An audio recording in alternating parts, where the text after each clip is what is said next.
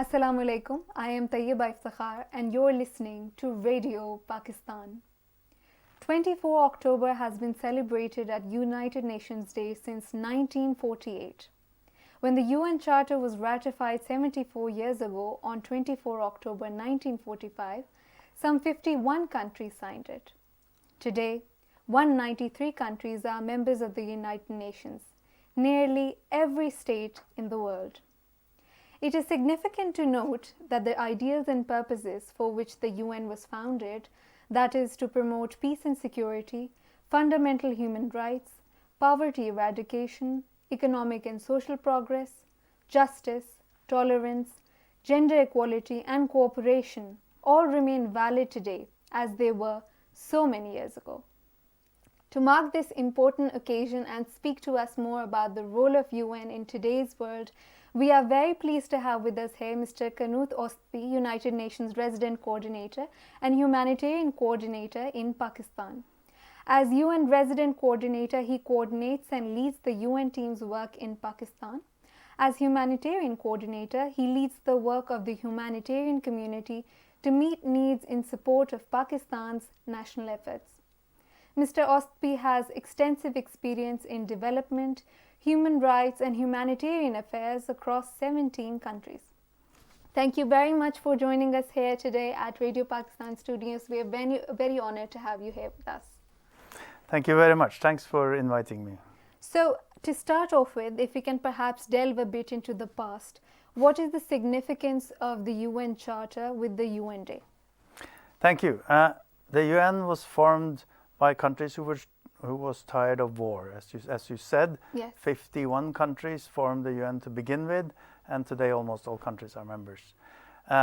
They were tired of war. They had 2 world wars behind them, and they wanted a fellowship among nations that right. would preserve peace. Mm-hmm. But as you also said, they thought beyond peace. Right. They thought, as I normally like to say it, we have 3 main pillars. It's the peace and security, it is the development and humanitarian affairs, and then there is human rights. Yes.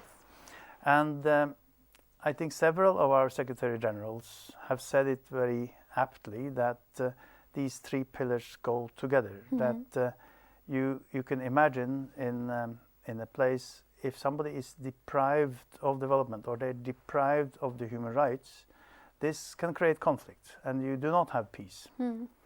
But at the same time, in a place where you have conflict, it's very difficult to do development because that Absolutely. disrupts. So our work and everybody's work needs to focus on all these 3 pillars at the same time. Very often that is forgotten. Mm-hmm. Very often some would argue that you need to do economic development first and everything else would automatically follow. Mm-hmm. But that is not the case. If you do economic development and you forget about the dimensions of human rights or peace, then your economic development will predictably be disrupted. Absolutely, yes. So that's what we try to do in all that we do. This sustainable development goals, which is part of what we look forward to. Pakistan is a part of producing these results. Yes. Until 2030. They also are developed in that way. They also is a set of 17 integrated goals, and they need to be seen together. You don't only deal with environment, you don't only deal with health, Mm-hmm. but you need to think about everything together. Right. There's another very important part of our charter or how we developed the United Nations. Mm-hmm.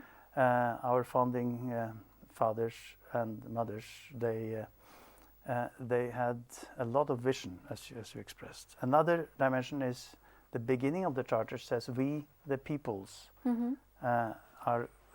and it doesn't say we, the countries, or we, the governments. It says we, the peoples, and Mm-hmm. it shows that the peoples of the world in this organization is coming together to make improvements, to make peace, to do development, to protect human rights. And this is the strength of the United Nations. If the United Nations really works the way it's supposed to work, then all countries and all the peoples come together, and if they do, they can achieve almost everything. Yeah, absolutely. Right. So as we know that the global landscape is ever changes, new opportunities and new challenges are arising. How would you describe the relevance of the UN in achieving the goals of global peace, security, development and human rights? Yeah, the UN has been around, as you said, yes. for over 70 years. And It's coming up very soon towards 75 years, and obviously has experienced many changes in the world since then. Unfortunately, there's always been conflict somewhere during this time, but I think that the UN has contributed to solving many of these conflicts. There's been, for example, the Cold War, where you had clearly groupings of countries standing against each other. But in that context, you clearly saw a demonstration of what is the value of the UN as a forum where member countries can come together. Yeah. Both friends and enemies can come together and discuss difficult issues in the same forum. It's obviously not only for the Cold War, which is in the past, but in today's conflicts, you do have countries that would not speak to each other in any other fora, but in the UN, they speak to each other. Not necessarily in friendly words and tones, but they speak to each other. And this is, I think, the founding principle, that countries and people come together and find a solution. Right.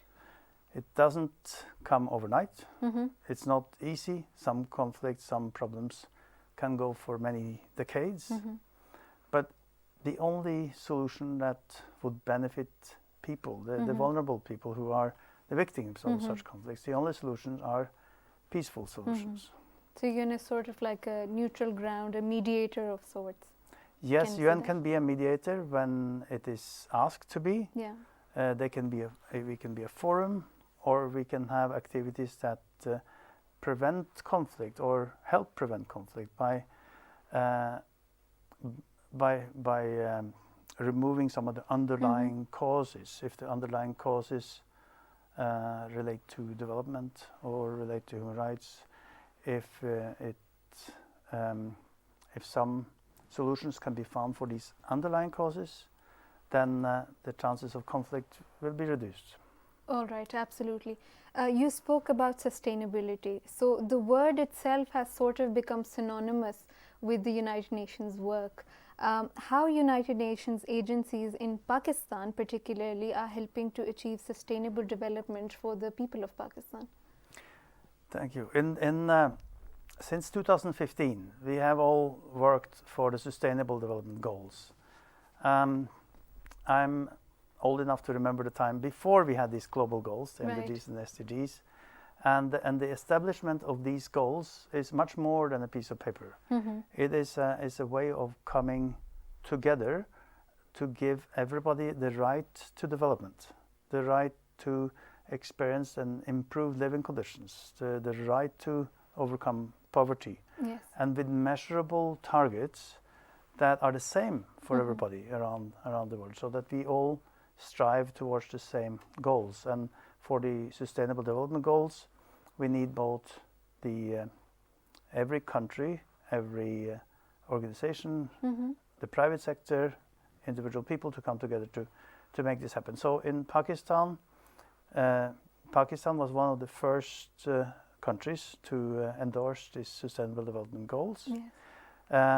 It is obviously the core of what we are doing here in Pakistan. We create our framework plans based on the Sustainable Development Goals, and we support the work of Pakistan to reach the Sustainable Development Goals.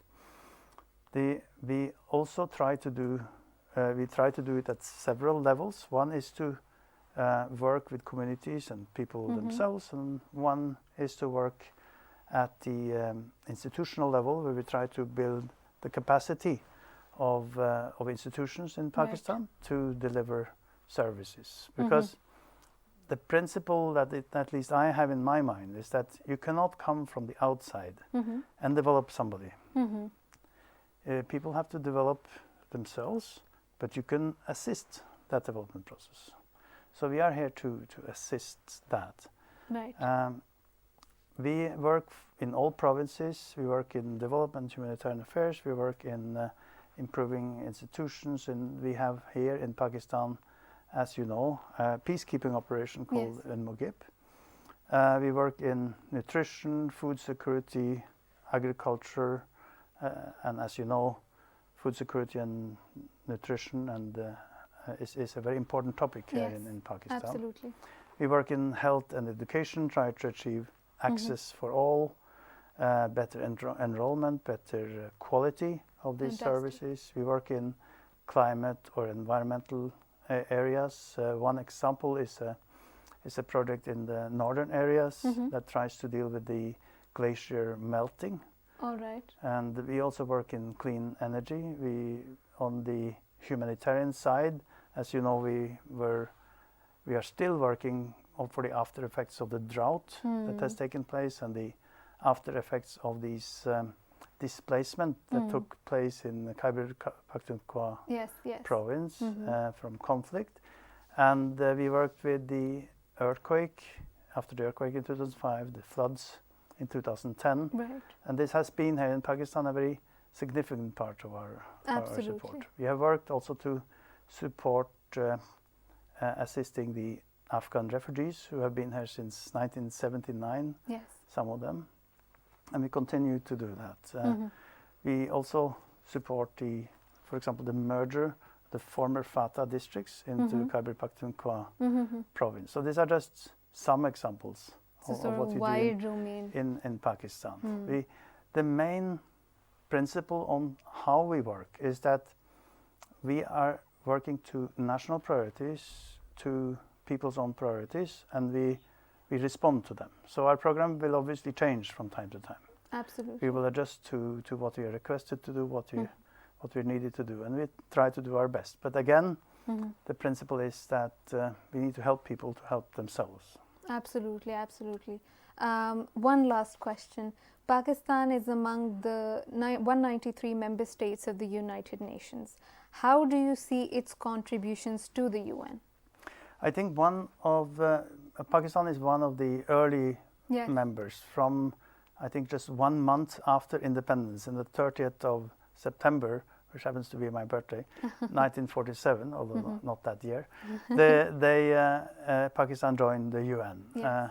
It has contributed on many fronts. One obvious example that comes to mind is that it's one of the most important contributors to peacekeeping operations in other countries. I think currently there is approximately 5,000 Pakistani peacekeeping forces contributing to peacekeeping operations across the world. And Pakistan has also reached the global goal of having 15% women among their peacekeepers. Right, all right, fantastic. I've also seen that Pakistan has contributed to the global diplomacy in the UN headquarters in New York in many different ways, promoting developing country interests among these groupings of all countries. Right. Pakistan is also launching programs that can be an example for other countries. I'm thinking about the ESAS program that was launched, I think, in March. Yes. And this is a bold program that tries to reach out to the whole social sector to lift up lagging districts. And I think it has great potential. I think we can learn a lot from this program to use in other countries. Great, fantastic. Thank you very much for the enlightening conversation and for your time and insight. Really enjoyed the conversation that we just had. I think what we can gather here is that United Nations Day is a reminder of what we can accomplish together: an increase in literacy, world peace, gender equality, and food security, among others. It is also a reminder that not all difficulties are insurmountable, and that we're stronger together than we are apart.